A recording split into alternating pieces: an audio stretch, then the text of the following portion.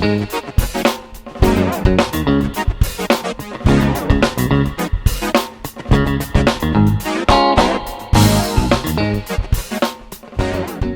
name's Mrs. Lane and I'm the Deputy Head at St Mary's, and I'm joined today by Reverend Anne, the Vicar at St Helen's Church. Good morning, Reverend Anne. Hi, hello everybody. Good morning. We are going to start with our welcome words. We are gathered here today as a community to worship together and to think about our value of compassion.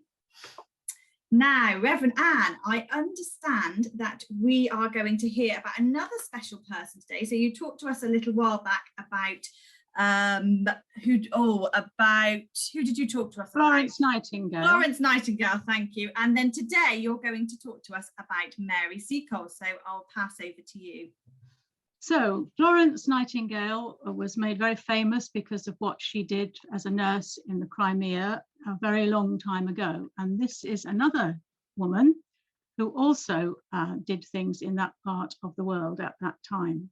Her name was Mary Seacole, and she was born Mary Jane Grant on the 23rd of November, 1805. That's about 200 years ago. And she was born in Kingston, Jamaica.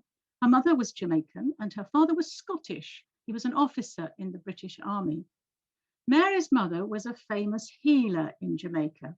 She was like a doctor and nurse rolled into one, and she was called a doctress. And when Mary was young, her mother taught her all her skills. As well as being a doctress, a female doctor curing illnesses with local herbs and medicines and dealing with hygiene, which was very important, Mary was also a businesswoman. In 1836, she married someone called Edwin Seacole, who was a white British merchant from Essex. But sadly, he died a few years later and she never remarried. Although Mary was a very popular doctress, she sadly still experienced racism. People said it was a shame her skin wasn't white, as it would make her more acceptable. Mary couldn't allow this kind of prejudice to be ignored, so she responded that her skin colour made no difference to all the work she did, and that even if her skin had been even darker, she would have been just as happy and just as useful and just as much respected by those whose respect she valued. The Crimean War broke out in October 1853, and the next year Mary had arrived in London to offer her skills as a nurse. Despite all her glowing references from senior officials in Jamaica, Mary was told that all the nursing positions had been filled and that she would not be chosen even if a vacancy came up. But Mary was determined to help the soldiers, so she paid her own way to the Crimea with her friend Thomas Day. They opened the British Hotel, which was a hotel come hospital and store, and it was 2 miles from where the soldiers were stationed in Balaclava in the Crimea. Now, when Mary reached the Crimea, it was cold and smelly, just as she'd been warned, and at times it was very frightening. But she stayed, and with the help of friends in London who loaned her money, she built her hospital, the British Hotel. Every day, her assistants helped her to care for the soldiers.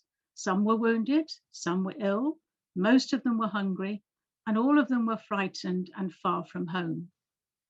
As well as treating soldiers at the British Hotel, Mary would also visit the battlefield on her mule, taking sandwiches, drinks, bandages, and medicines with her. It was a very dangerous thing to do. Mary treated British, French, and other Allied soldiers, but she also tended Russian soldiers who were technically the enemy. One day in 1856, a battle started near the hospital. It was going to be a busy day. They were going to need a lot of hot water and fresh bandages and lots of soup. All day the guns were busy. All day they kept bringing in the wounded. But late in the afternoon, there was an unexpected visitor. Mrs. Seacole, I am very honoured to meet you. My name is William Russell. I am a writer for the Times newspaper in London. I have heard so much about your work and I'd like to write about you for my paper. Would you answer some questions? I won't get in the way, I promise. Mary couldn't imagine that anyone in London would be interested in reading about her. The reporter wanted to know why she called the place the British Hotel. Mary told Mr. Russell that she just wanted to make a place where soldiers could come and be safe and warm. It's not the enemy who are killing our soldiers, she said, but disease and cold and lack of proper food. I just try and look after them, and that's why the soldiers call me Mother Seacole. Eventually, the war was over. The Russians and the British agreed to peace. The soldiers packed up to go home, and soon the British Hotel was empty. Without a war, it had no purpose. Mary just had to leave it and go back to London. However, she couldn't sell it, and she had no money, and she didn't know how she was going to manage. But then Mr. Russell of the Times tracked her down. He said that the British people would be ashamed if they knew that Mary, who had done so much, should now have so little. Mr. Russell then wrote a story in his newspaper, reminding people of Mary's work in the Crimea.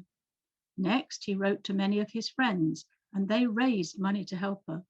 And some of them organized a huge party to celebrate her work. She thought that no one would come and that she'd been forgotten. But 80,000 people came, including the Lord Mayor of London, who read out a message from Queen Victoria herself, congratulating Mrs. Seacole on her great achievements in the Crimea. Despite being so well loved, Mary was forgotten about in history after her death in 1881. It was only in 1980 that her story was rediscovered, and now a statue of her stands outside St. Thomas's Hospital in London. There's also a blue plaque on the house where she once lived, recording that she was a person of importance in history, and another plaque in the Whittington Hospital in London, which celebrates her nursing work. She was a truly amazing woman. Now I have some reflection questions for you, or some things to think about anyway. Mary lived a long time ago. She's a figure from history.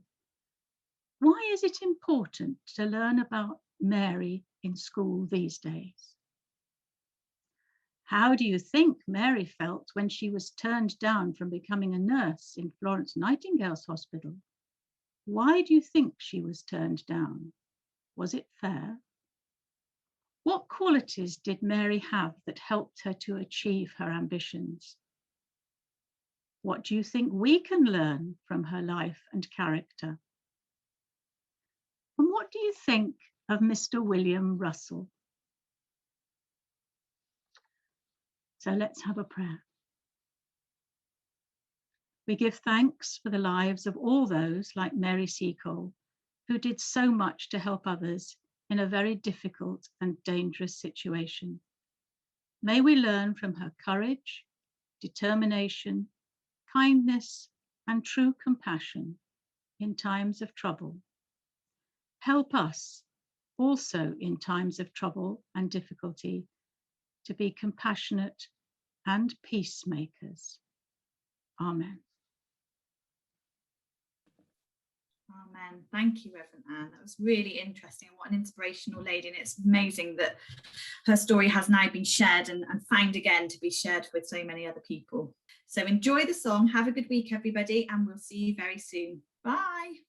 Bye-bye.